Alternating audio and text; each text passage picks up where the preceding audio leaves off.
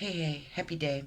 This is the video that talks about the astrological oracle reading for this week, week 13 of 2022, and also that of the three card spread of the from the Rider Waite tarot deck.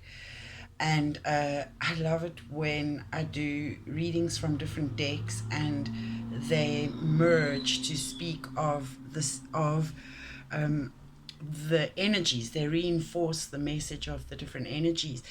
And I also love when there's continuity and flow. So, for example, last week the Empress card came up in the past energies of the reading, and again today she appears. I have written about that in the blog, so please read that. But that's an interesting thing. And then last week we had that sense of needing to understand, to see, and change our illusions about things. Get real, see the reality, realize. Um, and I just want to quickly recap on a few of the common energies that I'm aware of so far for this year. One of them is making better choices. Last year it was about lighten up. And then this year it's about making better choices, body, mind, and spirit. Um, so it also has to do with, again, the sense of merging the best of the past with the potential of the future. So the best of ourselves that we can harness and know that we can create in the future. There is also the sense this year of go low, go slow. So it's like slow and steady. It's a bit of that Taurus influence. Um, we will make progress through consistent effort, and we really must focus on the basics and stack um, the fun. It's almost like we've created the foundation, and we really must make sure that our foundations are solid before we develop upon them. Um, and then again, it's that being realistic versus fantasy, limerence. And the word that came up that has meaning for me this week was emergence. And I do talk about that in the blog.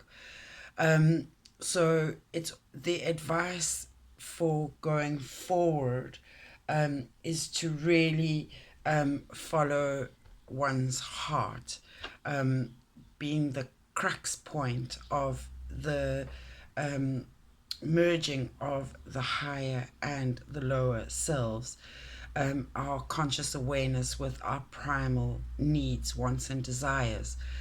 Um, so it's like if you were projected into the future, um, let's 5, 10 years, 15, 20 years' time, are you where you want to be?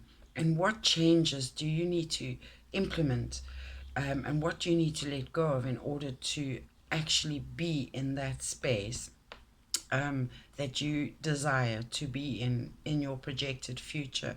What actions can you take now that will lead you in that direction and towards that outcome?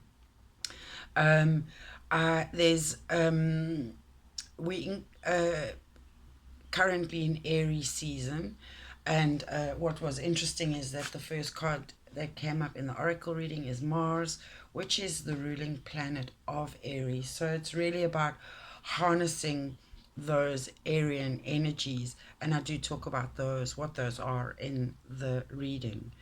And what's unusual about this month, April, is that on the first Friday last week, we had a new moon, and we end this month with a new moon on the 30th. So it's quite one of those kind of profound months that's bookended. It's like the encyclopedia of your life um, reflected in this month. Um, and then there's a full moon in Libra, and I think it's a bit if we look at the Gemini card, it reminds me of, so in the Rider-Waite, the current energy card was the Six of Pentacles. Pentacles are our tangible assets. We saw that in the outcome. We saw how being focused on our work and what's right in front of us will bring tangible results. So this is a bit of the balancing out of the tangible.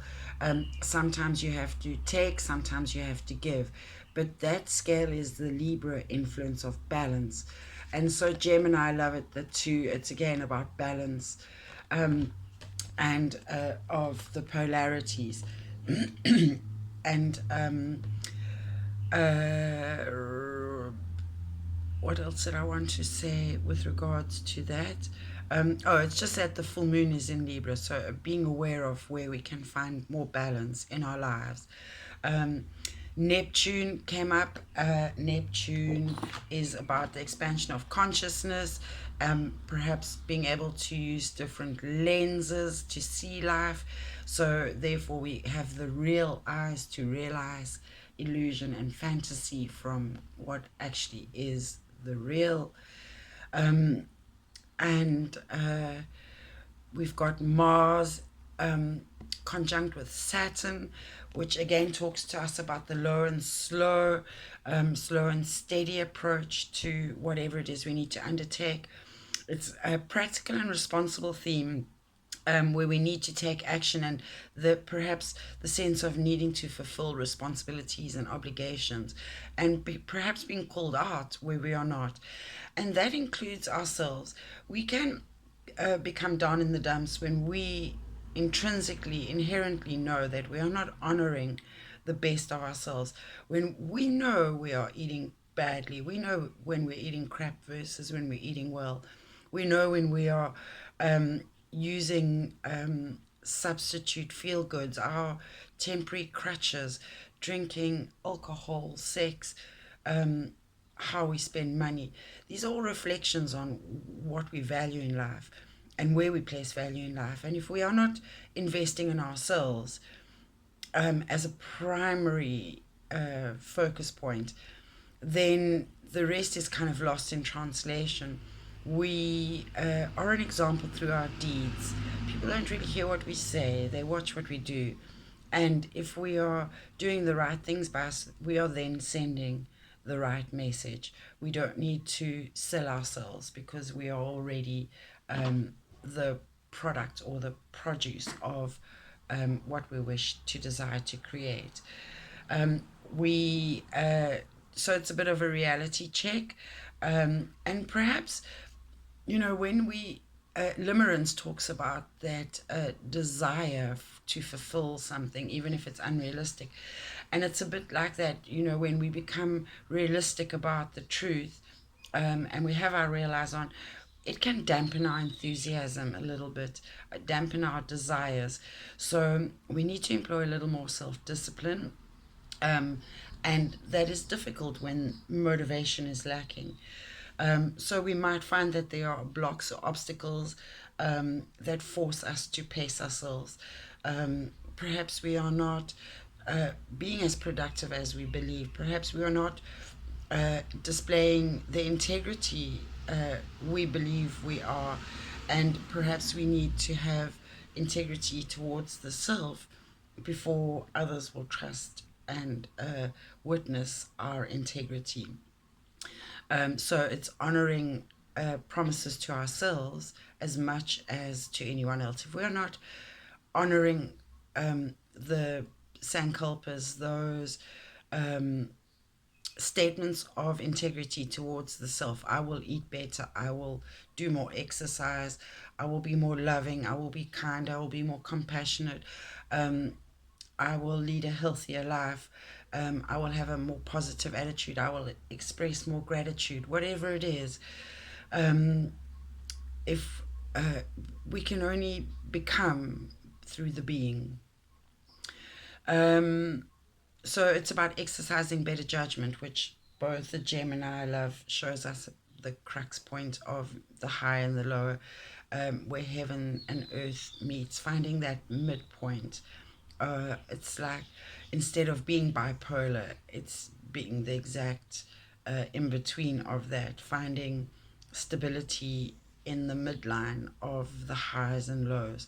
We need the highs, we need the lows, but tempering them rather than going full blown either way, manic or depressive. Using the benefits of both to stimulate us. Having the discipline when we don't have motivation.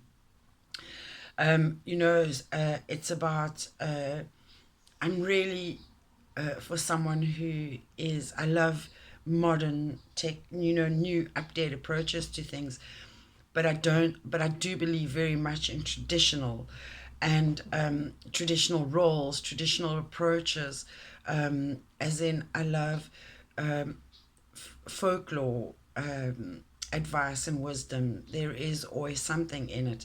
Yes, it's outdated, but the essence remains true, and that's what we constantly need to be updating and changing. That's a very Uranian, Aquarian energy, is to take the old and update it with the new, which is what last week's reading spoke to us a bit about, and really what is in play in the current energies, that merging of the old and the new. So how can we take things that work from the past and update them and give them a twist that makes them applicable to the here and now? So it's adjusting your skill set, and if we can see it through new eyes, we might actually be able to know where to tweak. And it will mainly be about tweaking more than drastic overhauls. Um, so we need to also be thorough. Being thorough will bring due rewards, even when we feel like we're failing. Being consistent and staying true to your path and your purpose, it will become evident why it's necessary to honor yourself as a sacred being. It's a bit like, don't push ahead, especially if you have blocks. Stop and address those and remove those obstacles rather than putting your head in the sand or find the only way out is through. It's a Stoic term, and I have referred to it many times. Get organized, stick to complete any projects that need to be completed. If you can't complete them, perhaps you're not all that interested, or they don't serve you, and perhaps they need to be shelved or eradicated or eliminated. Stop dealing with shit that doesn't serve you. And then, so about finding your midway. And you have to employ all your tools and resources as your own magician. Blessings for this week, and I look forward to doing some personal readings for you. And if you have any questions or feedback or engagement, I always welcome those. So have a good day, have a good week. Namaste. Indikesh.